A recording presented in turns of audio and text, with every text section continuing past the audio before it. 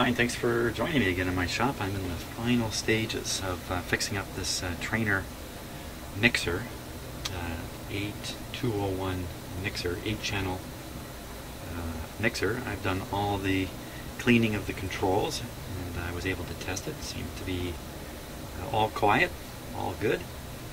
And what I'm doing now is I've done a sort of an eyeball inspection of all the components on the top here, because most of the time these boards have been upside down on my bench. So I'm taking a look at all the capacitors. There's a lot of small electrolytic capacitors, and in looking at some similar schematics on the internet, and thank you for directing me towards some schematics of mixers similar to this one. I see that a lot of these electrolytic capacitors are actually carrying the signal right through. They aren't trying to eliminate hum or something like that. In a mixer like this, they're actually carrying the audio through. So it's pretty important that that they be in good shape. I'm not anxious to start replacing all the electrolytic capacitors in here or anything like that. This just not worth the effort. I already know that it works reasonably well. So, but I'm going to show you something that caught my eye. And again, another suggestion made on one of my videos from someone who has a lot of familiarity with this kind of stuff, maybe even this exact model, from doing professional repairs of them. Suggested a couple of things I should be checking and doing, and I kind of poo-pooed it a little bit in my reply to his comment, but in examining it, I'm going to show you something interesting here. But first, let's see if we can figure out what's going on with this broken control here. The shaft is broken right off, and it's just about impossible to turn. You can't get a grip on it in any way. So really, if I could replace this control, I think I'd be ahead in the game. You know, am I going to have an exact replacement? Well, fat chance on that. But let's just see if we can figure out what the value of it actually is. So we're just going to take a really close look here at it and see if we can read on it. Now the one, it's this one here. I mean, you can see which one's broken.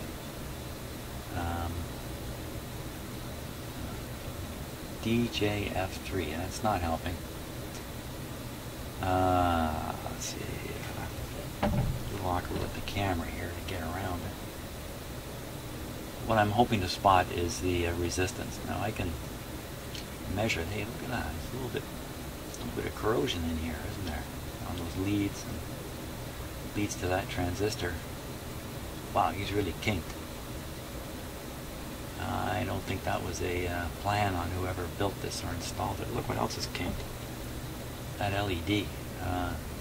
Those LEDs have to be perfectly straight to go up through the hole that's intended for them. So, seems to be a little bit of a mechanical action here of some sort.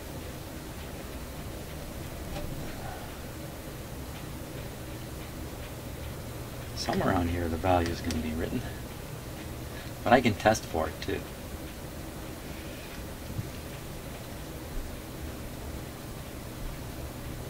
There it is, 44.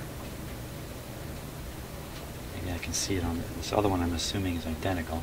Bad assumption, probably. Doesn't seem to have a rating on it anywhere.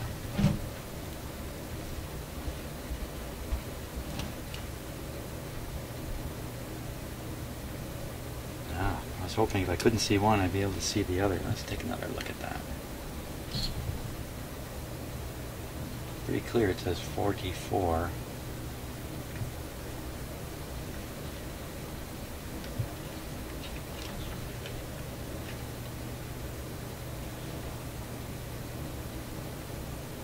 Well, with that number in mind, what I'll do is I'll just get out my ohmmeter.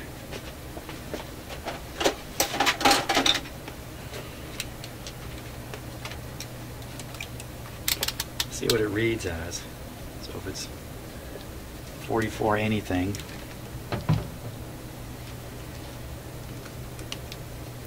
check the outside terminals here. So it says 5K. What's the other one here? 7.5.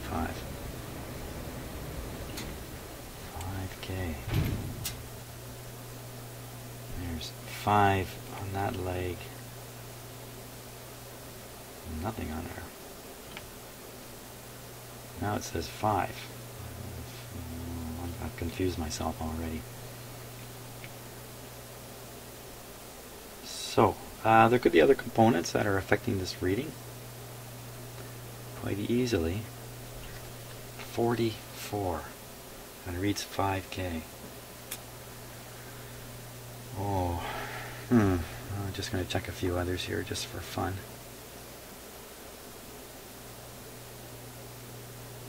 It's got a capacitor charging on that one.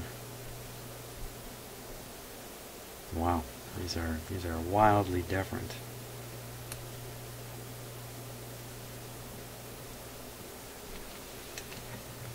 Probably what I'm doing is completely invalid due to other components. They're just not reading the same at all. You know, I suppose I could remove this. It's not too hard to just desolder those leads out of there. Come right out. And you get a much better look at it. 5K. Oh, let me show you the interesting thing though that I almost forgot. Go back to the close-up camera here.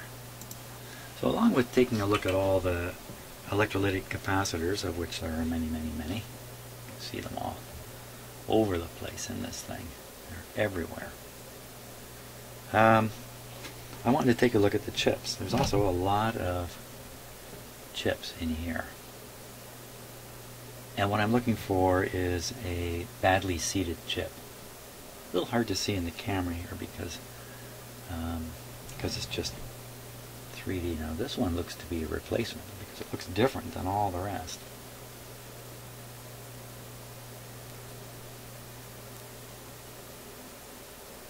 I wouldn't expect any of these to be popped up or anything. This one's soldered right into the board. These ones here. Most of them are in holders. So we'll just go down the line here and take a look at these. I think if I get on the edge here, you can get a bit of a better view. Let's see how I can do that. Yeah, that's a little better. So we'll just go down the line here. There's a whole pile of them up ahead, so we'll just go down. That one's flat. That one's flat. That one too. That guy's flat. That looks okay.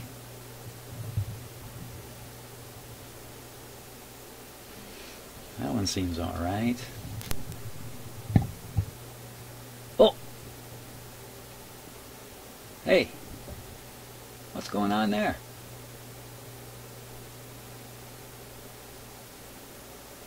Look at that, eh? Now, first question would be, did I do that?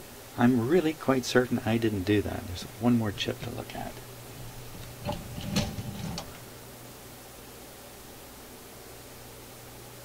Isn't that something? So you'd say, okay, so how did it get like that? So either I hooked it on something while I was moving the board around, which I really highly doubt. I really highly doubt it. See, the other capacitors don't seem to be mangled or anything. That little one's laying flat there, that teeny tiny guy. I notice his brothers are standing up. But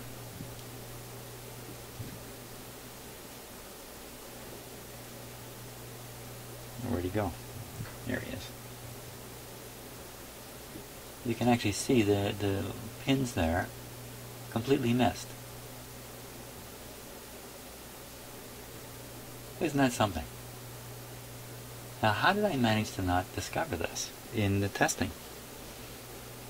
And I don't have a good answer for that, because this doesn't look to be connected. It looks like it's out. You know, maybe all those contacts are actually touching. I guess maybe they are if you look. Wow. So, sorry I can't think of the person's name, and I don't want to really repeat people's names on my videos too much. But I've gotten many really decent comments from someone with experience on these things, and his comment was, go push all these down and push them and make them pop back in a little bit. You know, I've done stuff like that with other situations. I'm not inclined to do it here, just for fear that instead of pushing it in and correcting, and not this one, the one that's sticking out I'm going to fix, but the rest of them, just pushing them in for the sake of pushing on them. Especially when the board appears to be working. It's not something I really want to do. So let me get my camera set up there, and we'll just push that one back in. But I want to do this carefully, because I do not want to damage it. So just give me a moment. I guess it's kind of funny when I say just give me a moment, because I shut the camera off, and then when I turn it back on, well, there's no moment. You don't you don't have to give me any moment. So there it is. And what I want to do is I don't want to just cram it down for fear that the pins are kind of misaligned with the slots.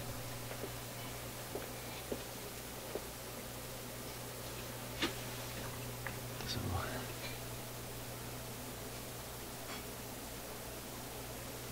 especially these ones up here. And look, they don't look so bad actually.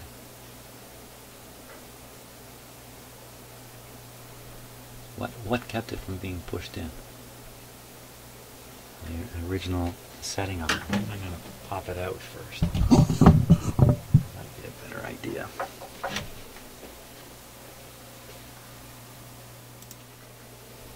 Okay.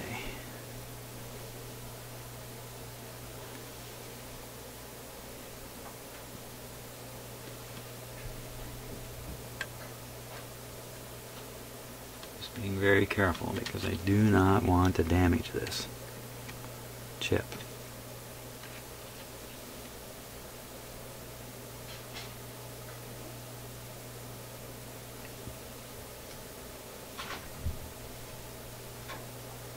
That all looks pretty normal.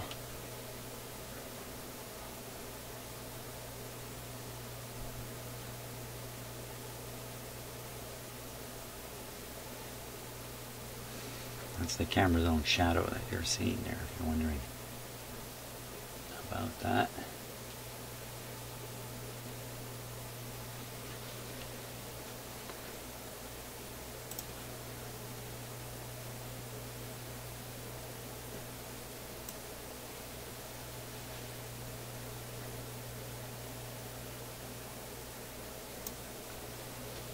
Does seem to be like some kind of goopy stuff here.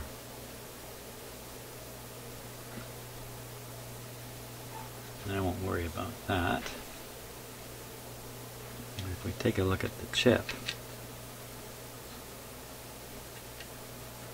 doesn't seem to be anything wrong at all. It seems to be perfectly aligned. So I'm looking for a pin that's not lined up properly in some fashion.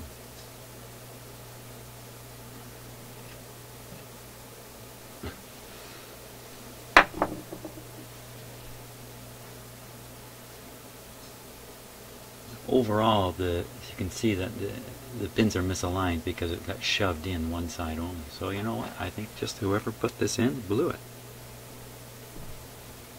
So you can't see me doing this, but I'm just bending back a little wee bit the pins, just using my fingers on it to sort of straighten them up better.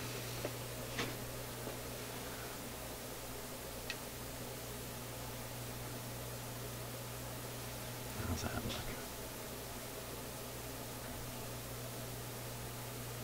You know, it just takes one pin that's missing the clip.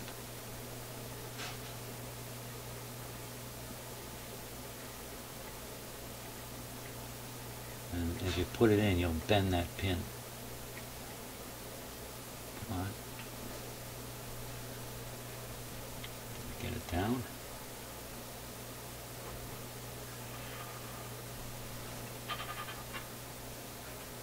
thing, you know, you're pushing on the board, you can see it flexing. Yeah. Oh, no, there we go. There we go. Well, I didn't put it upside down, did I? No. Well, exactly what that is all about. Maybe it has something to do with the reverb or something like that. As you know, if you watch my videos, I've had the reverb disconnected the whole time I've been doing this. So I really haven't been able to check the reverb. And you know, I may not have checked it well in the initial test out. I mean, that's the reverb control right there. Look at the dirt in there, eh? Ugh. So I've cleaned up the cabinet too. I spent about a half an hour cleaning the cabinet. It has a bumpy surface on it. It's not the easiest thing to clean. You gotta go. First I tried Brasso. Somebody suggested Brasso. I thought that's interesting. I've used Brasso on other things. Tried that. You know, one of the problems with a cleaner like Brasso is that when you're done, you have Brasso to clean off. So the cleaning it doesn't do the entire cleaning job. It becomes what has to be cleaned. I wasn't too impressed with what it did, and then after that I used WD-40, and that was pretty effective on cleaning the cabinet. I think because there's a lot of grease, finger grease, and perhaps even dried up WD-40. I don't know. Around some of these controls, you could see somebody had tried to spray them, and you could tell just by the way the dirt was stuck on it and the way it cleaned up.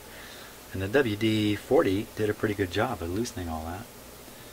And then finally there was the masking tape.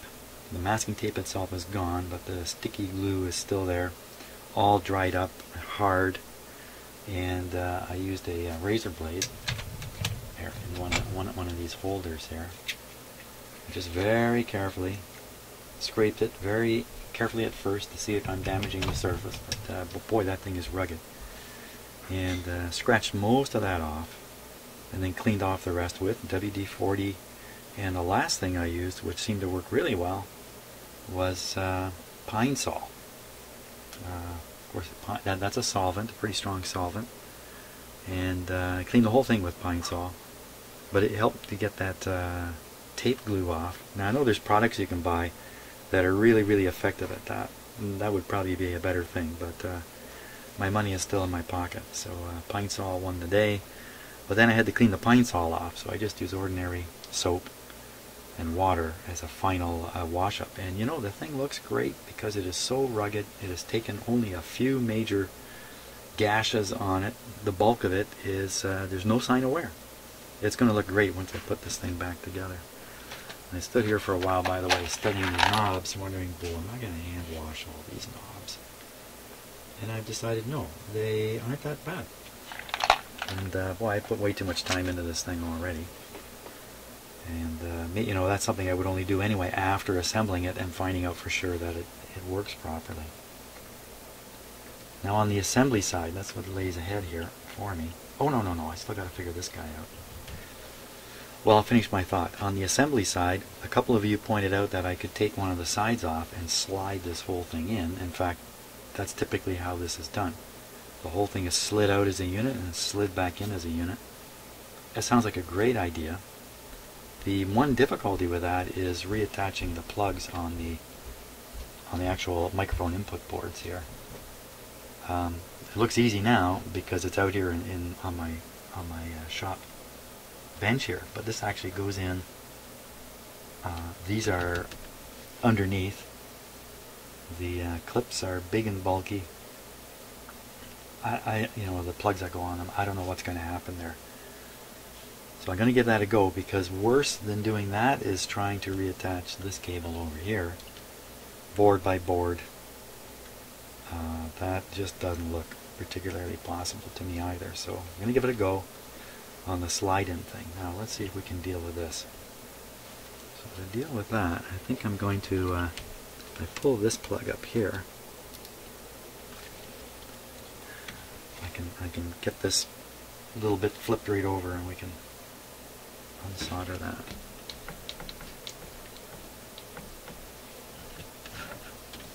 Yeah, Had to get this one up here. So, boy, if you're in North America, at least Eastern North America, it is cold. It is really, really cold. This has been an incredibly cold February. It's minus 20 outside right now. I think that's comparable to 10 below. You know, I usually experience a couple of days a year at that temperature in the winter. You can hide from that pretty easily. But when it's day after day after day, you can't hide. You can't stay inside all the time. And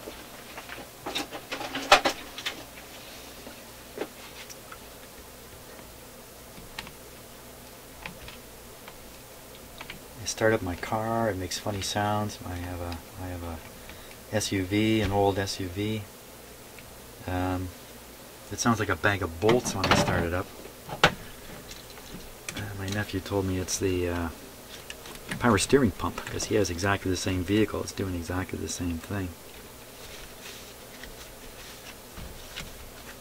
But wow, all those belts, and every time I start, yeah, I thought I got that off. Every time I start it, I'm afraid something's just going to crack because it's so cold. Oh, I've got these cables under here.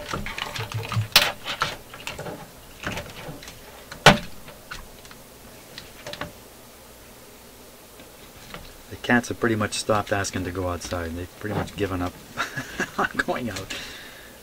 Draper still makes a fuss now and then, but he's literally outside for 2 minutes.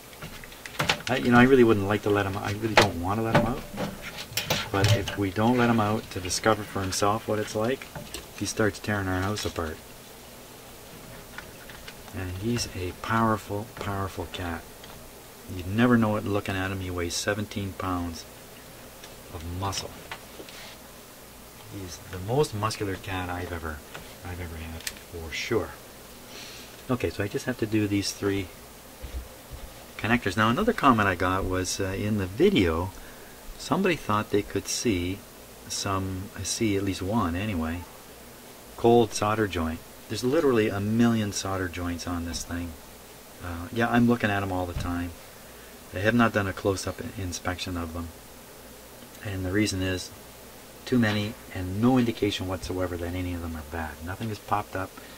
No bad sounds have come. I'm just letting my solder warm up here. So I'm really doubtful that there's a problem there. Now, desoldering 3 things at once is a challenge in itself. So I think I'm going to try to solder suck this away. I wonder if they've used some special solder on this. It's more reliable than perhaps some others. It's these 3 here. These are pretty heavily soldered.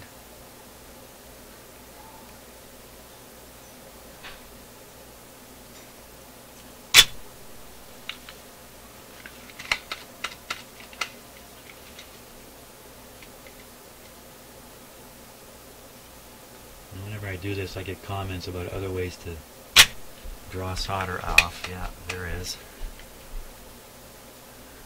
This is what I got.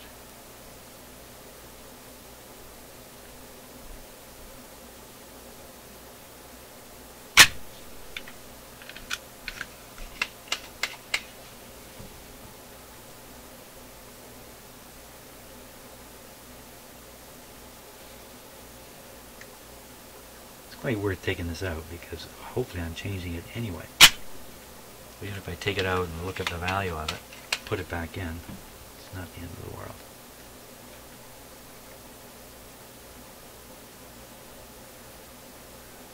And when I have it out, maybe I can figure out some way to fix that shaft. I've been trying to come up with some kind of a repair for it. And anything that's come to mind ends with me saying to myself, well, that's just not going to work, because when somebody goes to twist the knob, they're just going to loosen whatever I thought up. And I haven't thought of much either.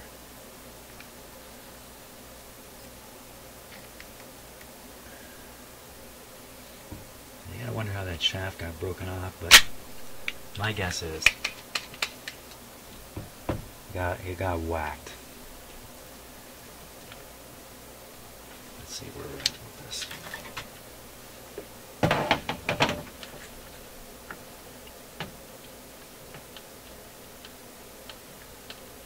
Something's loose. Okay, so now I gotta get I need 3 hands at this point.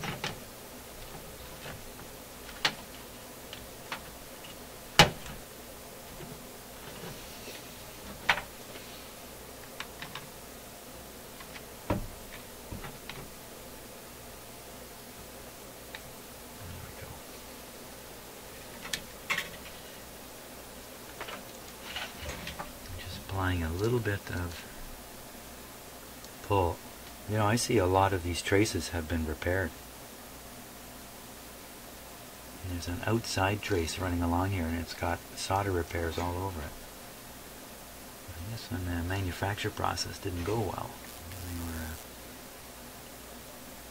were creating the traces. There we go. Ooh, I'm going to make a solder bridge by accident if I'm not careful here.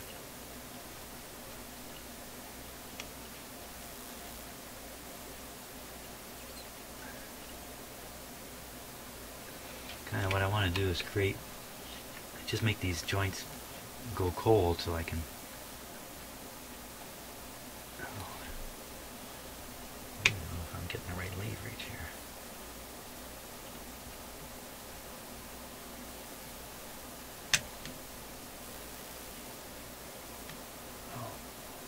I don't want to work this. This soldering iron's no good on the mechanical side. It's got no strength.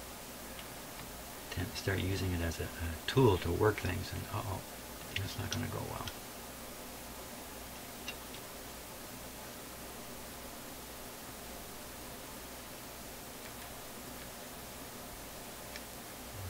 I buggered it up already here.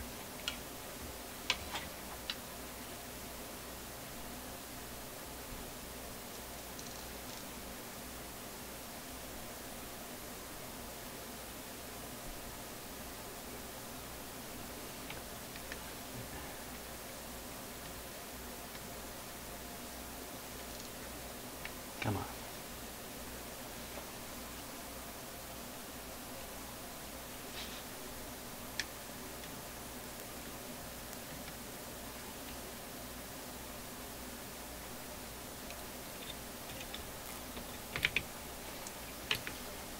One is almost out.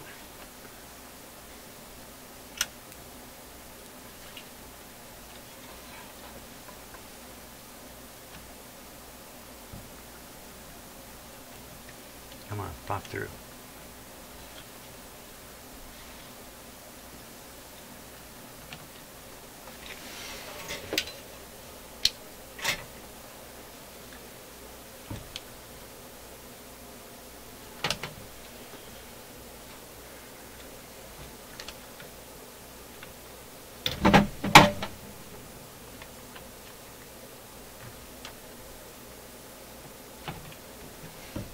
Sometimes, even though the solder's left, it's become so weak you can just pop the last bit. Other times you can break the board.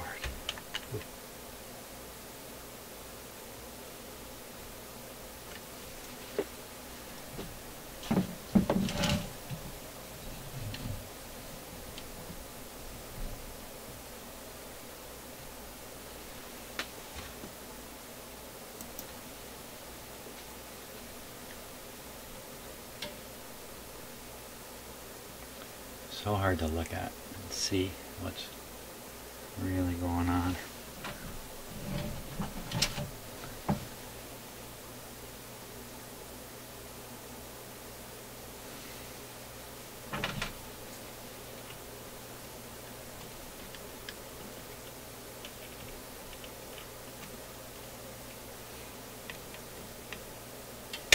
Yeah, that's just what I don't want to do.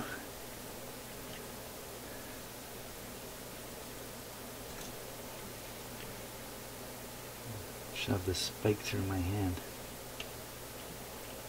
And that guy looks loose.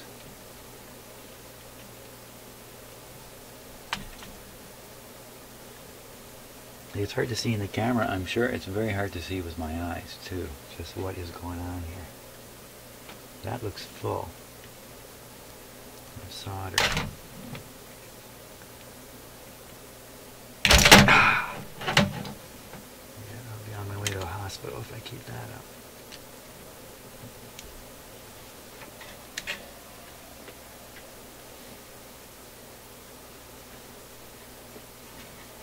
Let's give it a little more solder treatment here. See if I can suck away some more.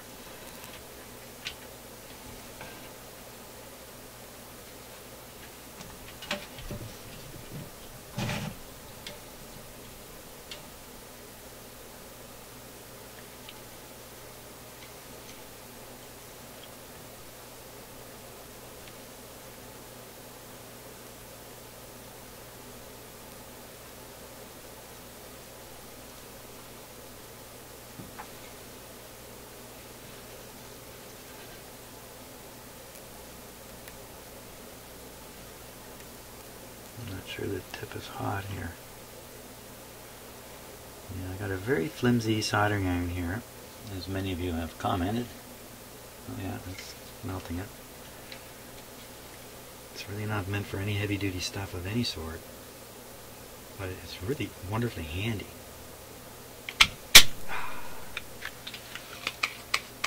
Something came out.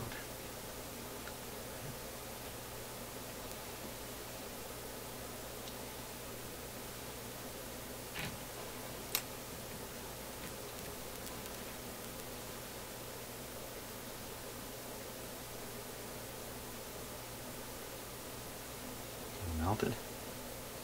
Can't even tell.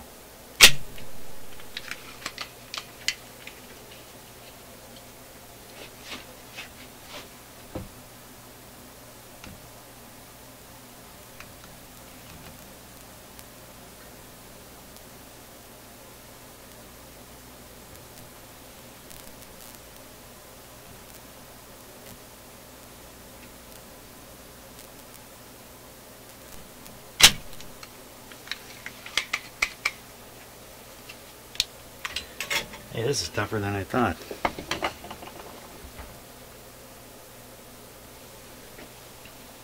Let's try another approach here.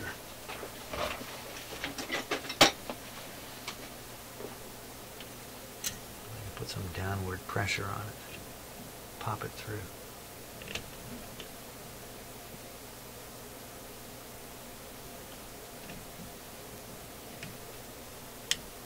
That one went.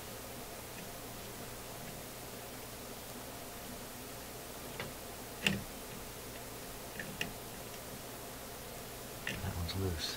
It's just the one in the middle now. Pretty sure. I'm looking in the camera shot.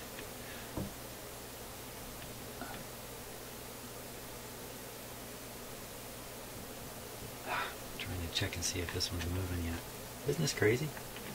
You'd think taking something like this out would be easy, but you know, it's three at once.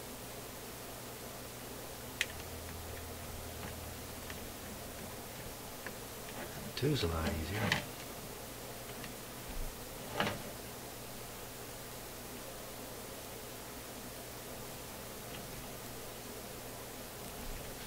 Okay. If there's two,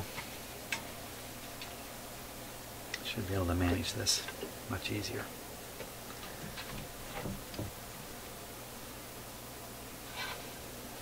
Just give me a second for the soldering iron to heat up here.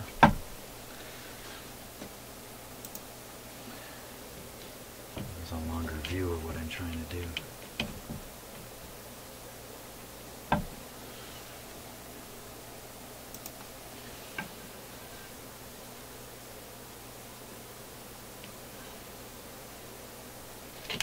Jeez. Yeah, as soon as the solder melts, it just becomes, hey, it becomes liquid.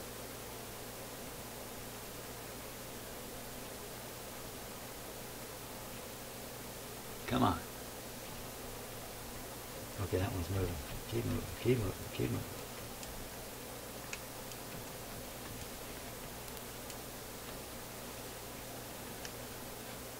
Because of the very limited contact here on my soldering iron, which is actually a pretty hot soldering iron, it's just not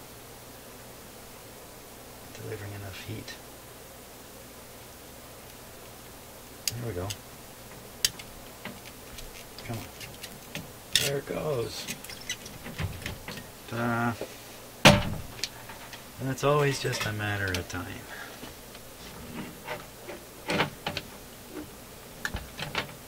There it is. Let's see if we can find a value on it after all that.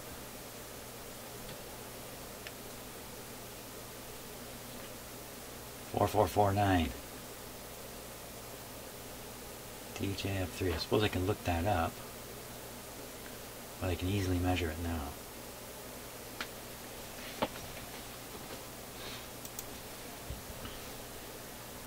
Can measure it with confidence.